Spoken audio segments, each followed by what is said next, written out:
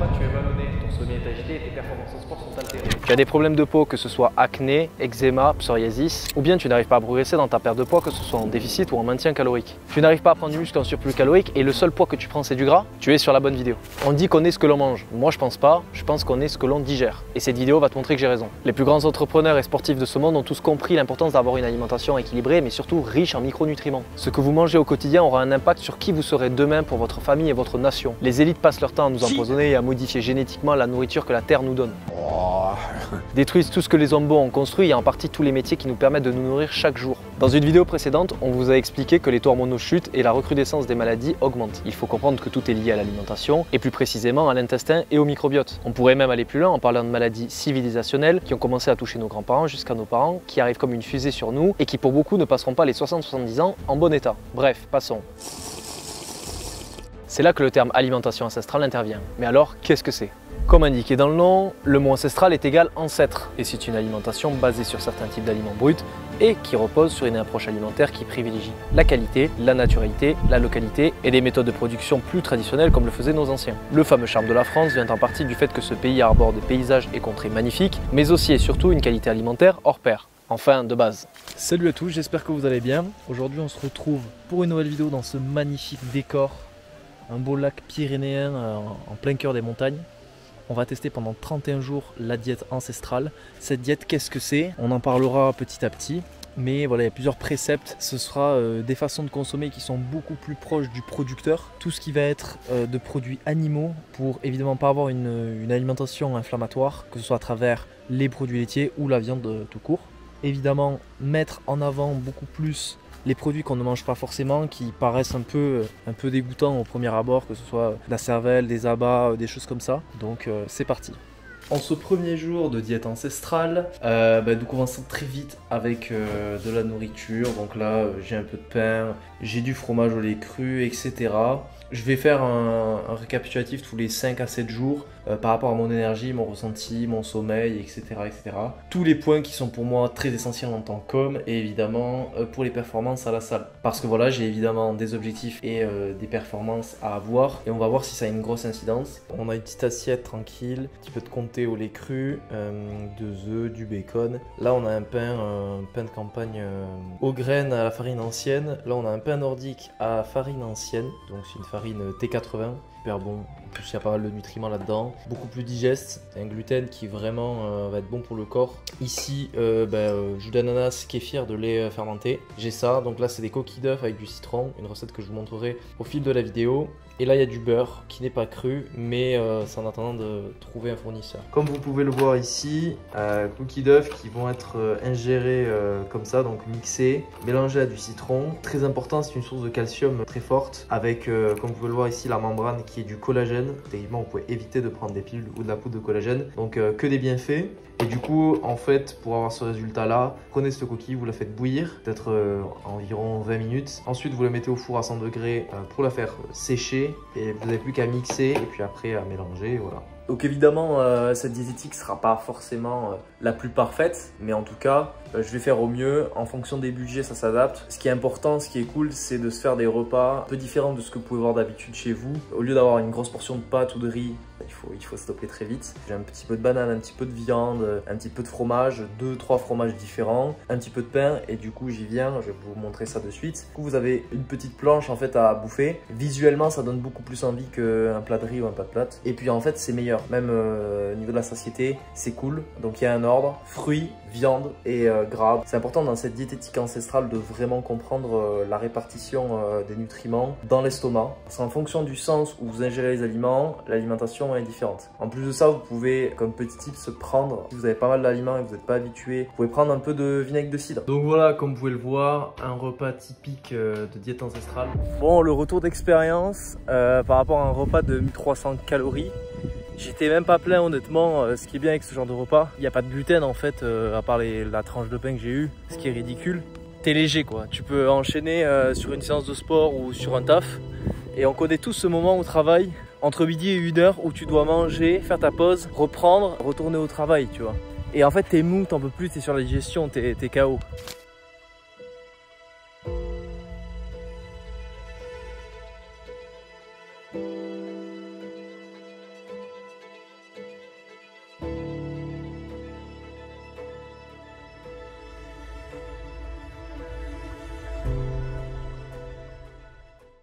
7e jour pour faire un petit récap. Donc là en fait j'ai noté chaque jour mon énergie etc en fonction de ce qui s'est passé. On sent une diff déjà au bout de 2-3 jours. C'est-à-dire que d'avoir des produits laitiers crus, je pense que ça fait une énorme différence sur l'énergie de manière générale, la gestion du gras etc. C'est mieux géré, ça booste les hormones donc c'est super cool. Le fait de ne pas avoir de gluten, très peu de gluten ou du gluten de bonne qualité, on va dire que des fruits ou des glucides sous patates douces, riz ou même pommes de terre, ça permet vraiment de digérer facilement, pas l'impression d'être gonflé et même au visage etc. Mon transit il est clean, j'ai un ventre plat tous les jours, donc que des petits trucs comme ça qui font que déjà pour une première semaine c'est super. Donc là, je suis dans un petit local à Toulouse où il y a tous les produits à récupérer. Donc il y a une borne, tout est frais de la semaine, tout est bio et au lait cru, donc c'est super bien. Là j'ai justement récupéré un beurre demi-sel et du lait cru. On peut voir juste ici qu'il y a tous les produits.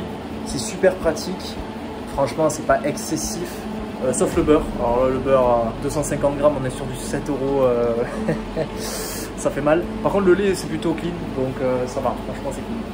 Bon là à midi, mélange de foie, de steak, persil, ail. Bon évidemment il faut éviter la planche en plastique hein, mais bon là c'était une planche en bois ici. Bon ben là je suis en plein entraînement. Juste avant je me suis envoyé un petit pré-workout un peu spécial. Pain à farine ancienne avec un peu de beurre cru, foie de volaille, 150 grammes environ et du bacon. Je vois une vraie diff sur ma congestion et sur mes performances à la salle. Franchement c'est top. On est à peine à la moitié du défi donc franchement c'est cool.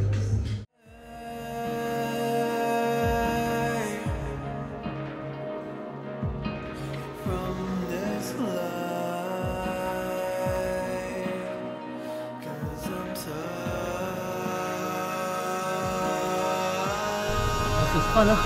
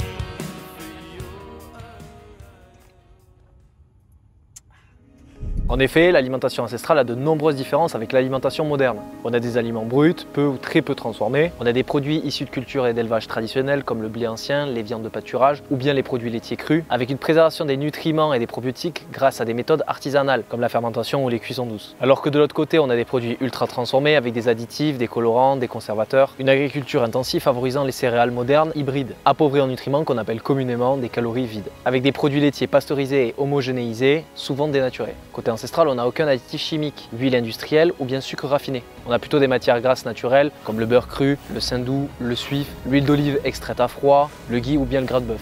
C'est une alimentation sans pesticides ni perturbateurs endocriniens, contrairement à l'autre côté où on a plutôt des huiles végétales raffinées comme l'huile de colza, tournesol, soja, des huiles pro-inflammatoires et riches en oméga 6 qui en plus depuis quelques années sont stockées en rayon sous forme de bouteilles plastiques.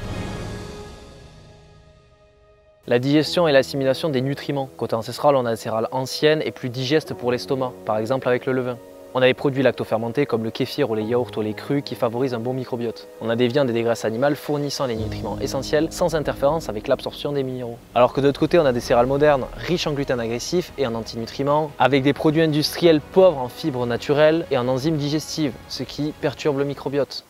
Bon, on est le jour 18, un peu plus de la moitié a été fait. On se sent bien.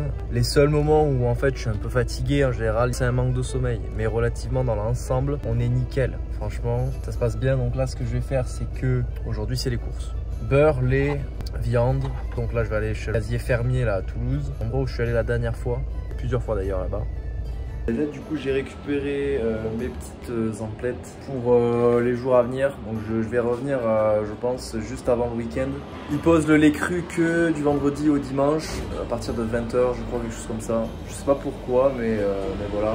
Malheureusement ici là il y a du lait mais c'est pasteurisé et demi-écrémé. Et même si c'est bio, ça m'intéresse pas du tout. Pas du tout dans le thème de la vidéo.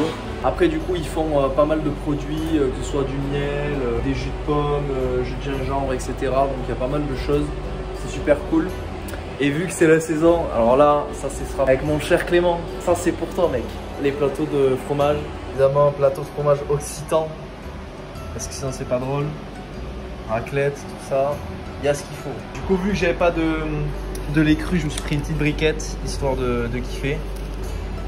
Une mozza au lait cru, jamais goûté, donc pareil. Fromage blanc battu, lait cru, yaourt, chèvre au lait cru aussi. Allons manger. Le repas très simple. Bon, il me reste toujours du beurre. J'en mange pas beaucoup, j'en mange tous les jours, mais des petites quantités. Briquettes, donc je vais prendre peut-être un tiers parce que ça fait pas mal de calories tout ça. Alors là, tout ce que je vais manger ici, on en a pour 1300 calories, c'est quand même pas mal. Du coup, le pain farine ancienne que j'ai acheté, 2 œufs, des lardons, porc noir de bonne qualité, la mozza au lait cru avec un peu d'huile d'olive, du basilic, du jardin, la préparation de coquilles d'œufs au citron pour le calcium et le collagène naturel. Ici, un shooter de gingembre, citron, clémentine, système immunitaire boosté au max et le miel qui va accompagner à peu près tout. Alors j'introduis cette petite voix off pour vous lister un peu le type d'aliments qu'il est possible de manger.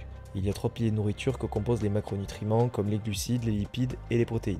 Alors en premier, il y a les produits laitiers, il n'y a aucune restriction tant que c'est cru. Le lait de vache, de brebis, le yaourt de vache, chèvre et brebis. Il y a aussi les fromages composés de fromages frais comme le ricotta, le fromage blanc, le mascarpone, les fromages à pâte molle, le camembert, le brie, le reblochon, les fromages à pâte pressée non cuite comme le cantal, l'atome, le morbier, les fromages à pâte pressée cuite comme les mentales, le comté, le gruyère et les fromages à pâte persillée comme le bleu d'Auvergne, le roquefort ou le gorgonzola.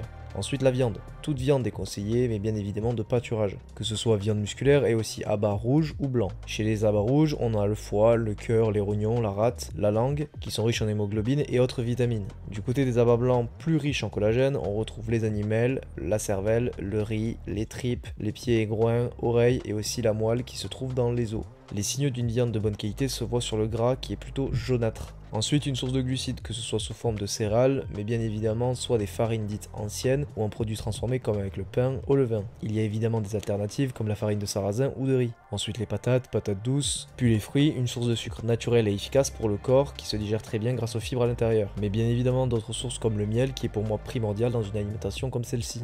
Avec des variantes comme le sirop d'érable avec un goût boisé, un sirop d'agave avec un goût plus neutre, la mélasse qui est plus épais que le miel et avec un petit goût de réglisse, le sirop de date qui lui ressemble au miel mais caramélisé, ou bien le sirop diacon qui est très riche en probiotiques et peu calorique comparé à ses prédécesseurs. Quelque chose dont je n'ai pas parlé mais c'est de faire hors des repas des jus de légumes. Sélectionnés et bons pour soi, certains permettent de se détoxifier et donc de mieux digérer. Voici quelques jus détoxifiants que tu peux faire. Alors évidemment je t'invite à mettre sur pause. En tout premier on a un jus de céleri et de citron. En deuxième on a un jus de concombre, persil, citron. En troisième on a un jus de betterave, carotte, gingembre. En quatrième on a un jus de choucal, pomme, citron. Et en cinquième on a un jus de fenouil, concombre, menthe. J'ai personnellement à peu près tout testé, mais comme je l'ai dit, j'ai choisi certains types d'aliments pour ma santé, ma vie et mes objectifs. Par exemple, je me suis plus tourné vers les abats que sur les fruits. Mais encore une fois, l'inverse se fait totalement. On reprend. Après des sessions d'entraînement bien chargées, évidemment il faut bien manger. Je suis ravitaillé à la caisse des fermiers. J'ai pris de la viande fraîche, des yaourts à la brebis, du lait cru parce qu'il m'a manqué,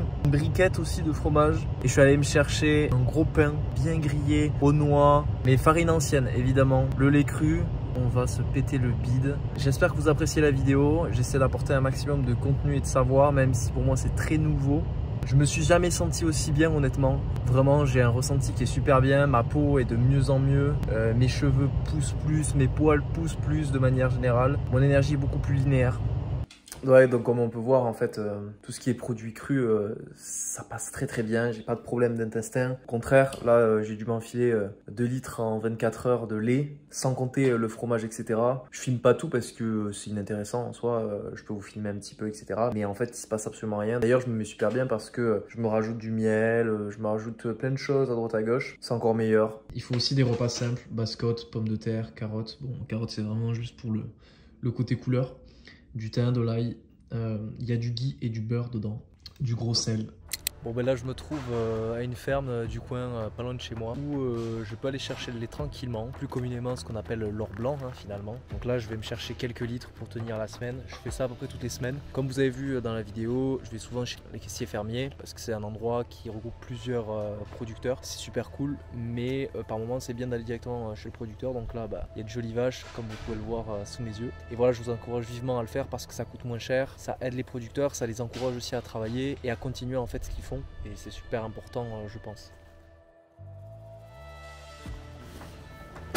Cette langue énorme. Merci pour ton lait, ma grande. C'est joli vache. Sans eux, on n'est rien, je vous le dis, moi. 30e jour, fin du mois de la diète ancestrale. Et là, ce soir, au menu, il y a une belle raclette ancestrale aussi. Et donc, pour la 4e semaine, ça s'est super bien passé. Donc les seules baisses d'énergie que j'ai encore une fois, c'est de la fatigue personnelle due au travail. Il n'y a pas vraiment de baisse due à l'alimentation. Je digère super bien. J'ai fait des tests où j'ai bu du lait pasteurisé, peut-être 1 ou 2 verres. J'avais un peu mal au ventre, très bizarre. Et je me suis tapé des 700 ml de lait d'un coup avec du miel. Voilà, j'ai rajouté des trucs à droite à gauche et j'ai aucun problème. Ce soir au programme, ce sera raclette maison. Il y a de la cervelle d'agneau qu'on va faire blanchir et bouillir et après qu'on va faire revenir à la poêle avec de l'ail et du persil. Bon et du coup cette raclette évidemment elle va pas se partager toute seule. Elle est avec Clément. Salut. Salut à tous. Petite entrée dans cette vidéo. Donc j'espère que Quentin a bien suivi sa diète ancestrale. En tout cas là on va se régaler avec une bonne raclette. En vrai je l'ai suivi à 90%, on va dire 90%. Parce qu'il y a des jours où il y a eu un restaurant ou quelque chose comme ça et certains aliments ne sont pas forcément ancestrales. Ancestraux. Ouais, aliments ancestrales. Bon voilà. Donc là il y a de l'ail avec des cervelles d'agneau. On va rajouter le persil et là juste après la petite raclette avec la cervelle, on va faire petite os à moelle. Bon là on se fait juste la moelle tranquillement. On a les patates juste ici, Clément il a fait un travail d'orfèvre. Là on va vraiment se régaler. Ici on a de la cervelle revenue à la poêle avec de l'ail, dans du beurre avec du persil frais. On a les patates ici, patates top qualité, bio, pas de produits de merde, un petit producteur local. Ici on a le Quentin, toujours ici, toujours présent bien sûr. Et là on a le vin et le lait cru pour le dessert. On a d'autres trucs aussi au dessert. On a aussi de la moelle qui est juste derrière. Qui est juste là. Bon c'est un peu liquide mais il y a des petits morceaux bon, sur les patates. Voilà. Ouais c'est ça. Et là on a bien sûr le plateau de fromage. C'est des fromages qui sont uniquement au lait cru. Donc ça régale. Mais du coup il n'y a plus qu'à manger, il n'y a plus qu'à se délecter de tout ça. Hein. Ouais c'est parti.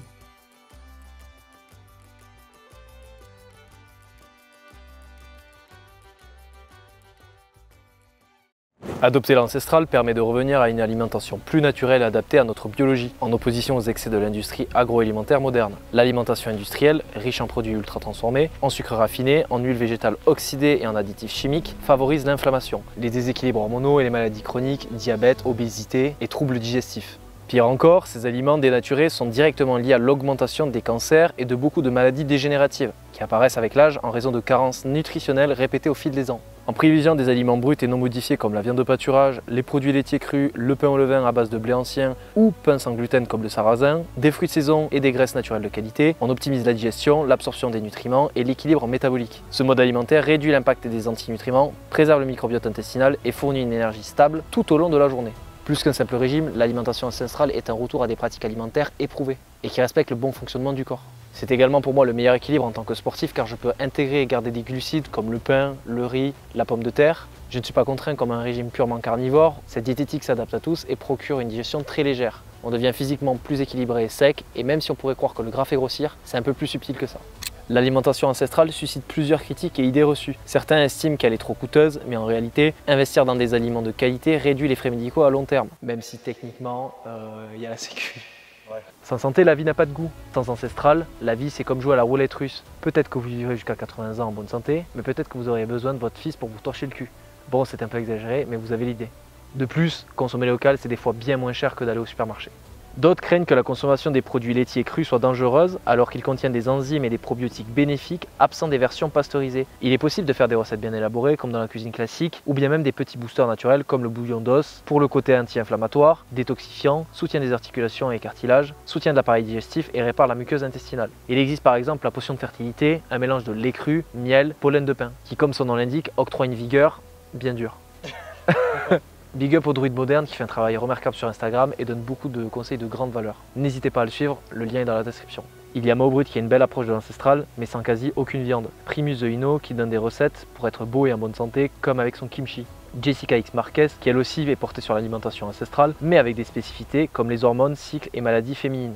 Car il faut savoir que beaucoup d'hommes ont des résultats, mais sur les femmes les résultats sont bluffants, avec une diminution des douleurs de règles ou bien même avec une augmentation de la poitrine. Il semblerait même qu'après beaucoup de témoignages, certaines femmes ont réduit et même guéri l'endométriose. Les effets de manière générale sont assez instantanés car en quelques jours, voire une semaine, la peau devient plus lisse, les boutons disparaissent, les maladies de peau comme le psoriasis disparaissent, une apparition d'une énergie stable et durable sur la journée avec 0 coup de barre. J'ai même vu une cicatrice se résorber alors que ça faisait 1 an et demi que je l'avais. Cette démarche ne doit pas être vue comme une contrainte mais comme une nouvelle hygiène de vie permettant un retour aux sources et à une alimentation beaucoup plus saine et durable. L'alimentation ancestrale ce n'est pas juste une diététique, c'est un mode de vie. C'est quelque chose qui peut vous transcender et vous amener beaucoup plus haut sur vos projets, que ce soit le sport, la santé ou pour votre famille. Ça fait à peu près 3 ans que je le fais et j'ai voulu attendre pour avoir un retour d'expérience plus poussé. Et ce que je peux dire, c'est que ça marche vraiment. Ça paraît peut-être un peu bateau mais on se sent beaucoup plus beau, l'estime de soi augmente et même pour les projets de manière générale on a plus d'énergie. Pendant ce mois de test ancestral, j'ai pu effectuer quelques tests. Vu qu'on arrivait en hiver, j'ai augmenté mes calories. J'ai pratiquement doublé mes calories, j'ai baissé mes glucides de 30%, j'ai augmenté mes lipides de 30% et je n'ai vu aucune différence sur mes performances. J'ai vu par contre une augmentation de ma testostérone, de ma libido, la qualité de peau est améliorée, je n'ai plus de maladie de peau et mes poils poussent plus et plus dur.